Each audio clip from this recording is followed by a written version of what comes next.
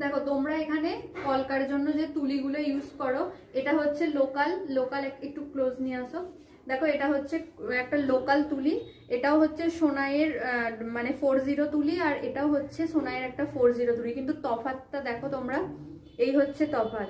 যখনই তোমরা কলকা করবে এইরকম সরু হতে হবে। এটা দেখো কতটা সরু রয়েছে, এখানটা একদম, এই যে এখানটা দেখ একদম সরু, আর এটা দেখ তোর যে এই তুলিটা এই সামনেটাতে এসেই যতটা মোটা, বুঝতে পেরেছি? এইটাতে কলকা হবে না।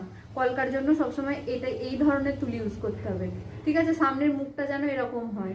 আর দেখ কতটা ছোট, তফাৎটা দেখো তোমরা কতটা ছোট, কিন্তু সেম ব্র্যান্ড লেখা আছে, সেম ব্র্যান্ড প্লাস হচ্ছে সেম 40, কিন্তু তফাৎটা এখানেই, ঠিক আছে? এটা এমনি নর্মাল ড্রয়িং করার জন্য, আর এটা হচ্ছে কলকার জন্য।